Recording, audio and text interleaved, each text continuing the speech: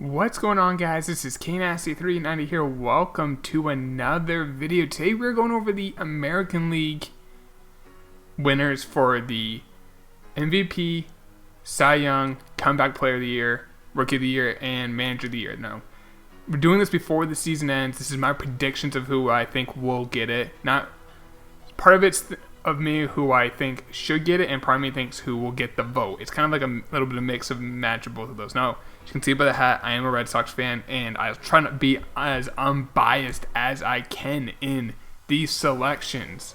But let's get right off. We'll start with Manager of the Year, and I'm going to go with Kevin Cash. Now, Bob Melvin was another really good option. Now, Bob Melvin's the manager of the Oakland A's, who are probably going to be that second wildcard team, maybe that first wildcard team. But I'm going with Cash, who at this time they're like 5 or 6 games behind the A's, very unlikely to make the playoffs. But I think Oakland's roster is better than Tampa's. Now, Tampa may have one of the best pitchers in baseball in Blake Snell, but name 3 hitters on that team. Joey Wendell's had a very good rookie year. Carlos Gomez is somehow still playing baseball. I mean, I watch American League East baseball a lot, being a Red Sox fan. There's like 5 Rays I know. They do the whole bullpen games. They have the opener. And it's one thing for a manager to want to do that. It's another thing to implement it and get players to buy in. He got his players to buy in. Now, like I said, Bob Melvin has taken a team that we didn't know Matt Chapman was this good. I mean, Matt Olson. Manea had a good year before he got hurt. I mean, I know they lost AJ Puck. But they have a lot of talent. That bullpen's really good. He would be number 2. I'd probably put Cora at number 3. Just they're going to win like 108, 110 games.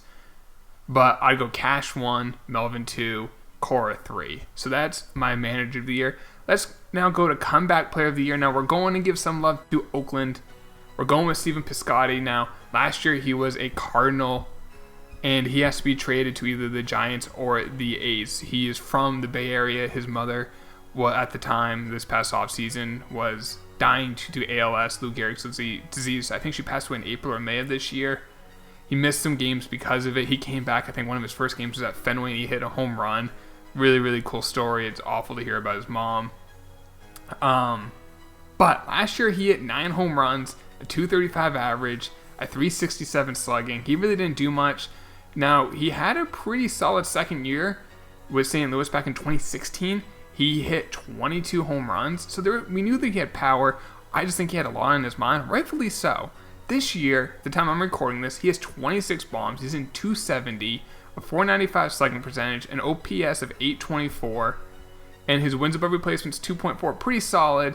I think for what he had to go through, I'm going to give him the Comeback Player of the Year. I think that'd be really nice. I mean, obviously his mom passed away this year, and he's had a hell of a year. Obviously there was talent in last year. It wasn't really an injury. Usually comeback players are guys who came back from injuries of some sort. He came back from kind of just having a down year due to outstanding circumstances. But I'm going to give him Comeback Player of the Year. Now we're going to Rookie of the Year. And I think there's 3, maybe 4 names. So Joey Wendell I mentioned from Tampa. Don't sleep on him. The kid can really hit. I'm not sure what his future is. And then you got the 2 Yankees, Torres and Andujar. They both look like they're going to be studs someday in the future. I mean, right now they're really good, but like borderline stars, superstars, maybe for Andujar or Torres. I'm not giving it to them.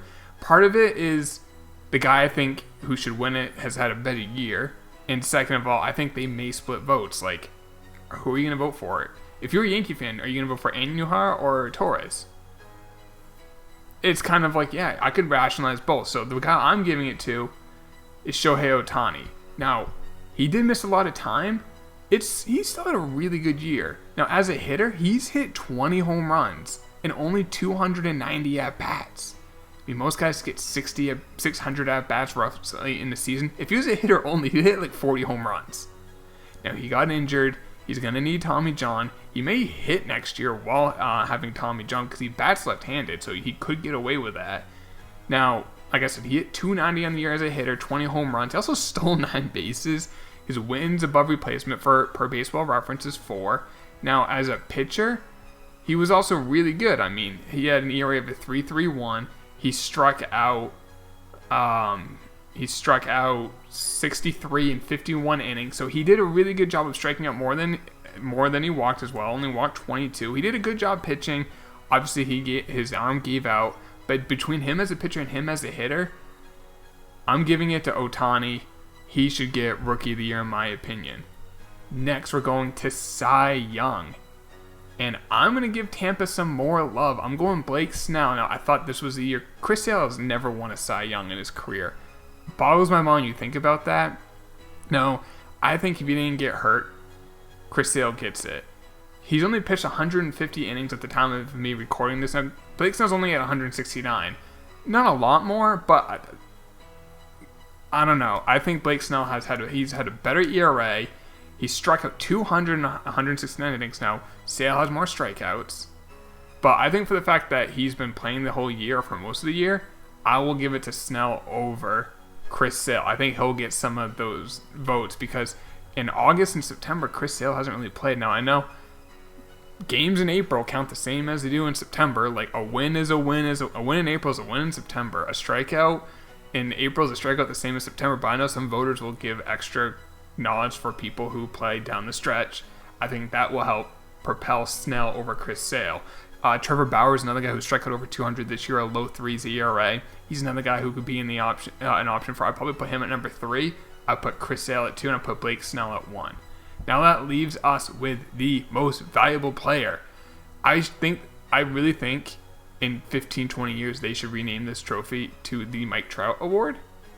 Like their Cy Young Award is for Best Pitcher. It's not Best Pitcher Award. I think MVP should just become the Mike Trout Award. Now this year Mike Trout could get it. I wouldn't have a problem with him getting it, but I'm not going to give it to him. I'm giving it to Mookie Betts. And it's kind of like the whole Michael Jordan thing. Like Michael Jordan didn't win MVP every year in like the 90s. It's because or it's kind of like the LeBron James thing. LeBron James never wins MVP. LeBron James is always the most valuable player, but he never wins MVP. Now, this year, in value-wise, Mookie Betts does have the highest WAR. So if you want to talk about value, wins above replacement, Mookie's the highest. Now, I know Trout did miss some time. Same with Mookie Betts. He actually missed a couple weeks early in the year. But Betts plays elite defense in right field. Right field at Fenway is basically another center field. It is so deep, and you don't realize how deep it is because it's only 297 down the right field line, but then just shoot straight out. There's a ton of right field to cover. He plays probably, I think it was Fangraphs last year had him as rated as the best defensive player in all of baseball, not just right fielder. So there's defense there. He has 30 home runs. He has 28 stolen bases. He might get those last 2 stolen bases to get the 30-30 year. He's batting .339. He leads off. He has an on-base of .432. He's slugging .625, an OPS of over 1,000, an OPS plus of 182, 170 hits. He leads the league in hitting. Now you got JD Martinez. He might take away some votes. But I think anyone who's looking at this rationally, if you're looking at JD Martinez or Mookie Betts, you're going to pick Mookie Betts. JD Martinez is probably the better hitter. Mookie Betts is the better player. JD Martinez has more home runs than Betts, has more RBIs. He leads the league in RBIs. I think he's second in home runs to Chris Davis. But unless at the very end of the year, somehow in the last week and a half, JD Martinez goes insane and gets the Triple Crown, I don't see how Mookie Betts doesn't win this award. Like I said, other guys who could be in it, JD Martinez will get some votes. Jose Ramirez, I think, would get some votes. Maybe Frankie Lindor. Chris Davis from the A's might get some votes just because of the home runs, the RBIs. He's on a good team. I don't care if you're a winner for most valuable player. You're valuable to your team in team sport. You can't carry baseball. One guy can't carry a team to the playoffs. So I don't care if you're on a winner or not. Most voters are like that now too. But another guy who could be in contention, I don't think I mentioned him. No, I did mention the 2 guys from Cleveland, and Ramirez and Lindor. So those are my award winners for the American League. Now, I will do one on the National League, so if you do want to see that, make sure you hit that subscribe button, and I'll let you guys know when that goes live soon. Follow me on Twitter if you want to talk about it or anything, or in the comments down below. I'll see you then, though, guys. Take it easy. Talk to you later.